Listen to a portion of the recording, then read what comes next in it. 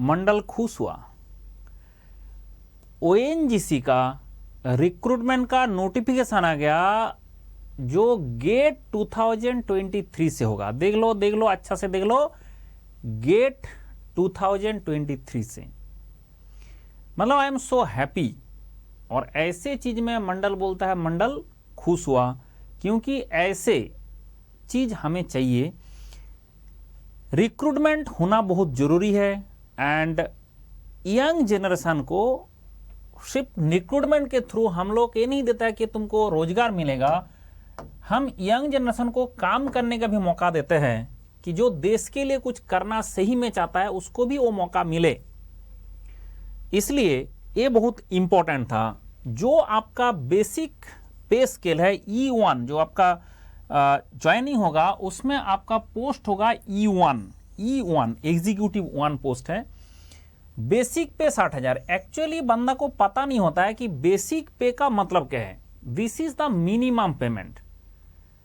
अब इसके साथ साथ और क्या क्या मिलता है ना, बेसिक पे के साथ साथ आपको मिलेगा एनुअल इंक्रीमेंट 3% होता है। बड़ा बहुत ही कम है, 10-15% तो होना चाहिए ना। वो जो 3% लिखा है वो बेसिक पे का है। उसके साथ साथ आपका जो होगा इंटरनल अलाउंस आपका 35% होता है बेसिक पे। कैफेटेरिया अप्रोच, डियरनेस अलाउंस, मतलब जितना आपका पैसा का वैल्यूएशन कम होता जाएगा उसके हिसाब से उसका कंट्रीब्यूशन वो बढ़ता जाएगा। एंड HRA और नहीं तो कंपनी एकोमोडेशन मिलेगा। एकोमोडेशन का मतलब होता है आपको अगर आप कहीं पे रहते हो तो उसका पूरा पेमेंट कंपनी करेगा, ठीक है। कंट्रीब्यूटरी प्रोविडेंट फंड है, PF में आएगा, कन्वेंस का मेंटेनेंस आएगा, आप गाड़ी खरीदोगे उसका लोन भी मिलेगा, उसके साथ साथ उसका मेंटेनेंस मिलेगा। उसका लीव एनकेसमेंट का ऑप्शन मिलता है। सब्सटेंशन लीव एनकेसमेंट का मतलब होता है जैसे आपको बोला गया कि 1 साल में आपको 30 लीव मिलेगा, जो आप ले सकते हो, आप चले जाओ, और नहीं तो नहीं लोगे तो आपको उसका पैसा मिल जाएगा, तो उसका भी एक फायदा होता है। सब्सटेंशियल परफॉर्मेंस रिलेटेड पे, ये आपका कंपनी का जो प्रॉफिट होता है उस टाइम में कुछ मिलेगा। Medical facilities self and dependent, ये आप सोच नहीं सकते कितना टॉप चीज है medical facilities. Self and dependent, जो डिपेंडेंट है, नॉट ओनली कि आप मेरा बीवी डिपेंडेंट है, आपका पिताजी माताजी सास ससुर जो भी है, उसका एक लिमिट है कि इतना पैसा से ज्यादा इनकम उनको नहीं होना चाहिए, जो खुद वो चला सकता है। तो जिसको भी जितना भी डिपेंडेंट है, सबका जो मेडिकल जो प्रॉब्लम होता है, ये इसको आप उसके साथ कंपेयर मत करना कि जो हमारा देश में मेडिकल इंश्योरेंस करके एक चीज होता है, कुछ नहीं मिलता है। मैंने बंद कर दिया मेडिकल इंश्योरेंस क्यों ना, उसमें क्या होता है कि उसमें आपको इस तरह से बीमार नहीं पड़ना चाहिए था, ठीक है। ये बीमारी जो है हमारा इसमें कवरेज नहीं है। यहाँ पे कुछ भी नहीं होता है। मैं NTPC में था, मुझे इतना आइडिया नहीं था। NTPC में भी यही फैसिलिटी है। तो हमें क्या हुआ, जैसे हमें कुछ भी दिक्कत होता था तो हम चले जाते थे जो हॉस्पिटल, उनमें इम्पेलेंट था, ज़्यादातर हॉस्पिटल इम्पेलेंट था, ज़्यादातर जो प्राइवेट हॉस्पिटल है वो सारे इम्पेलेंट है। तो हमने देख लिया कि ये इम्पेलेंट हॉस्पिटल है, वहाँ पे जाके बीमारी के लिए जो ट्रीटमेंट डॉक्टर ने बोला वो करा लो, आपका पेमेंट मिल जाएगा ठीक है, एकदम सीधा है। और ये सब जो इंश्योरेंस है, इसमें ये बीमारी कवरेज नहीं है, इससे पहले आप बीमार हुए थे, उसके पहले थे, ये उसके साथ एक कंपेरेबल ही नहीं है। मतलब आपको क्या बताऊं कि मेडिकल फैसिलिटी एक ऐसा फैसिलिटी है जो कंट्री का सबको मिलना चाहिए, लेकिन मिलता सिर्फ हमारा एम्प्लॉय को है। इसलिए ध्यान रखें कि this is very very much important है एंड सबके लिए ये जरूरत है। Gratuity, post retirement benefit scheme, national pension scheme, ठीक है, and composite social security scheme. तो ये सारे जो इसको अगर एक साथ जोड़ेंगे तो ये अगर इसको जोड़ के हम टोटल पैसा निकालेंगे तो दैट इज ह्यूज, ठीक है। ह्यूज मतलब अगर कंपनी दिखाता CTC, ठीक है, कॉस्ट टू कंपनी, तो ये कितना लैक्स में पहुंचेगा अंत नहीं है। लेकिन यहाँ पे तो गवर्नमेंट ऑर्गेनाइजेशन है तो इसमें ऐसे कुछ नहीं। लेकिन ये बात ध्यान रखें कि आपको काम जम के करना पड़ेगा। जितना स्टूडेंट मेरा है अभी, सारे लोग मोस्ट ऑफ द मतलब 90% से ऊपर जो स्टूडेंट है जो अभी 10 साल से काम कर रहा है वो मेरा स्टूडेंट है। ONGC में जाओगे तो आपका जितना भी सीनियर है वो मेरा ही बनेगा, मिलेगा आपको। अब बात हो रहा है सर कौन कौन सा पोस्ट के लिए, AEE सीमेंटिंग। इसमें एक बहुत बड़ा प्रॉब्लम है, 28 इसका एज लिमिट है। 28 से ऊपर आपका एज नहीं होना चाहिए, तभी मिलेगा। एंड मिनिमम 60% मार्क्स आपका डिग्री मैकेनिकल का ही होना चाहिए, ठीक है। जो एई सीमेंट पेट्रोलियम, ये तो ग्रेजुएट डिग्री पेट्रोलियम इंजीनियरिंग का जो है, मैं मैकेनिकल का बात करूंगा। नेक्स्ट आता है एईई ड्रिलिंग। अगर एई ड्रिलिंग का देखोगे, एईई ड्रिलिंग का, तो उसमें क्या होता है, वो असिस्टेंट इंजीनियर है, ग्रेजुएट इन मैकेनिकल इंजीनियरिंग, लेकिन इसमें भी वही है, लेकिन मिनिमम 60%। इसका भी एज लिमिट हमें दिखता है 28 ईयर्स है। दिस इज ऑल्सो 28 ईयर्स, इसका भी 28 ईयर्स का होता है। ठीक है, ये पेट्रोलियम है, पेट्रोलियम जो पढ़ रहा है उन लोगों के लिए है। अब आता है इलेक्ट्रिकल, इलेक्ट्रॉनिक्स, ठीक है, इंस्ट्रूमेंटेशन, मैकेनिकल। इसमें graduate degree with minimum this, ये आपका जो कैटेगरी है, ये सारे कैटेगरी में आपको मिलेगा। एंड मैकेनिकल इंजीनियरिंग में आपका डिग्री होना चाहिए। ये जो लास्ट वाला कॉलम है उसमें ध्यान रखे सब्जेक्ट एंड कोड जो आपने गेट दिए थे, गेट दिए, ये एसेंशियल क्वालिफिकेशन है एंड वो गेट का कोड है कि कौन कौन सा इंजीनियरिंग से कौन कौन सा गेट, कौन आपका ग्रेजुएशन किस में है और गेट आप किस में दे रहे हो, उसके हिसाब से बात हो जाएगा। अब आता है प्रोडक्शन, मैकेनिकल तो हो गया, एंड उसके बाद आता है प्रोडक्शन। तो जैसे प्रोडक्शन का बात होगा, मैकेनिकल, प्रोडक्शन, मैकेनिकल, ये आपका प्रोडक्शन है। इसमें भी आपका मैकेनिकल का डिग्री होना चाहिए, मैकेनिकल से ही गेट होना चाहिए। इसलिए हमने ज़्यादातर प्रेफर करता है स्टूडेंट मैकेनिकल से गेट दे, मैकेनिकल से गेट देना बहुत जरूरी है। लेकिन इसमें खुशी का बात है कि मैकेनिकल एंड जो प्रोडक्शन मैकेनिकल है, इन दोनों में आपका एज लिमिट 30 है।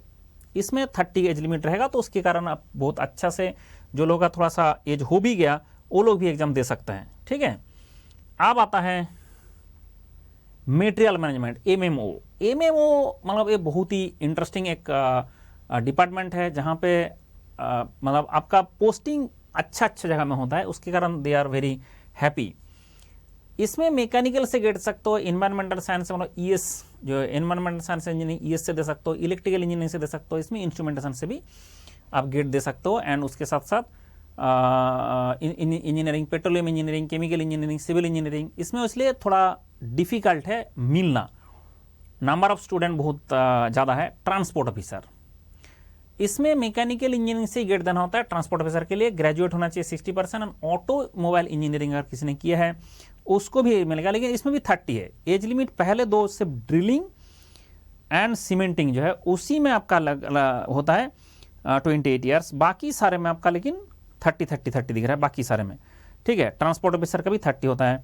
एंड इंडस्ट्रियल इंजीनियरिंग का जो बात है, इसमें देखो कि इंडस्ट्रियल एंड पीआई ब्रांच का जो स्टूडेंट है, वो पीआई, प्रोडक्शन इंडस्ट्रियल, उसका स्टूडेंट को पीआई ब्रांच से गेट देना पड़ेगा, तब जाके ये वाला, ये नया इंट्रोड्यूस हुआ है, ज़्यादा दिन का नहीं है ये डिपार्टमेंट, बाकी सारे पुराना डिपार्टमेंट है। तो ये बात ध्यान रखे कि जो डिस्कशन मैंने करने यहाँ पे आया हूँ कि कब इसका नोटिफिकेशन मिलेगा एंड एज लिमिट आपका कब देखा जाएगा, कि 31 of 01 एंड 2023 में आपका एज देखा जाएगा। एंड उसके हिसाब से जो एज लिमिट है, ये यहाँ पे जो दिख रहा है, this is the age limit जो हमें यूज करना है। वो कुछ जो लिख के रह दिया है ना, उसमें वही एज लिमिट रहेगा। That is the except drilling and cementing. Actually ना वो बहुत ही हेक्टिक जॉब है। हेक्टिक मतलब है वो आप सोच नहीं सकते कितना कॉम्प्लेक्स, कितना डिफिकल्ट काम है। तो उसमें खुद से काम करना पड़ता है। जैसे मुझे ड्रिलिंग जिग का कुछ स्टूडेंट फोटो वीडियो भेज रहे थे, तो मैंने देखा कि देखने के बाद हमें भी लगा कि पता नहीं कितना मेहनत करता है, तब जाके हमें तेल मिलता है। तो तेल मिलना इतना आसान नहीं है, this is very difficult job. इसके कारण उसमें एज लिमिट कम दिया गया कि वो इतना डिफिकल्ट है कि उसके लिए कम एज का लोग होना चाहिए, यंग बंदा होना चाहिए। सिलेक्शन प्रोसेस सिंपल है। इसमें गेट का पहले आपका टेस्ट देना है, उसके हिसाब से आप फॉर्म भरोगे, फिर आपको बुलाया जाएगा इंटरव्यू के लिए। एंड उसके हिसाब से जब इंटरव्यू भी हो जाएगा, गेट का ना इंटरव्यू का, दोनों का जब मार्क्स जोड़ेगा, उसको जोड़ने के बाद फिर आएगा। अब जाके आपको देखना है कि कब होगा एक्टिविटी। 31 अगस्त से 30 सितंबर 2022 ये आपका गेट का ऑनलाइन प्रोसेस चल रहा है। अगर आपने अभी फॉर्म नहीं भरोगे तो बाद में नहीं भर पाओगे, तो इसलिए इसका फॉर्म भरें। गेट का एग्जाम ऐसा होगा, अनाउंसमेंट रिजल्ट ऐसा होगा, उसके बाद आपका ओएनजीसी वाले अप्रैल एंड मई में इसका देंगे नोटिफिकेशन, तब आपको फिर वहाँ पे फॉर्म भरना पड़ेगा। तो इस तरह से ये चीज़ चलेगा। दिस इज ए वेरी सबसे अच्छा डिपार्टमेंट, सबसे अच्छा जो ऑर्गेनाइजेशन है अभी तक, वो सबसे अच्छा यही है जो ओएनजीसी है। तो ओएनजीसी में अगर आपको मौका मिले तो बहुत अच्छा विषय है। लेकिन ये बात ध्यान रखिए, एग्जाम का नोटिफिकेशन आने के बाद अगर आप प्रिपरेशन शुरू करते हो तो प्रिपरेशन बहुत मुश्किल है। तो अभी क्या होगा ना, अभी अगर आपने पहले से थोड़ा सा पढ़ाई किए हो तो आपके पास ऑप्शन है कि अनअकैडमी का सब्सक्रिप्शन भी ले लो। मेरा कोड है खुश रहो, यूज करके आपको मैक्सिमम डिस्काउंट भी मिल जाता है। एंड उसके साथ साथ आपका जो गेट दे के, और ये तो एक मैं नोटिफिकेशन दिखा रहा हूं, ऐसे भर भर के PSU अभी भी आया है, 2022 से भी आया है एंड 2023 से भी आ जाएगा।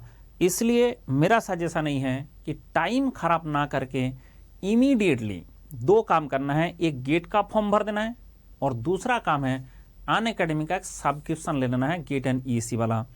एंड उसके बाद पढ़ाई शुरू करें। टाइम सोच सोच के कुछ लोग छोड़ देता है कि करूंगा अभी तो फिर देखता हूं और किस किस का नोटिफिकेशन आ जाता है, ONGC तो अकेले दिया। भाई अब कब एग्जाम होगा उससे पहले ONGC क्यों दे दिया ना, आपको बाद में ये रिग्रेट ना हो कि काश मैंने मैकेनिकल से फॉर्म भर दिया होता, काश मैंने PI से फॉर्म भर दिया होता। तो अभी फॉर्म भरने में दिक्कत होगा ना कि कौन सा डिपार्टमेंट का कौन सा बंदा कौन सा में फॉर्म भरा है। जैसे PI का स्टूडेंट है, उसने मैकेनिकल से फॉर्म भर दिया और PI वाला दिया नहीं, तो फिर उसका एक पोस्ट छूट जाएगा। तो इसके कारण वो लोग जो दे रखा है ONGC का, बहुत ही मैं इसलिए मतलब शुक्रगुजार हूं कि ये लोगों ने पहले ही दे दिया कि भाई तुम फॉर्म भर रहे हो, उसी से पहले आपको दे दिया गया कि कौन सा ब्रांच हमारा किस में एलिजिबल है।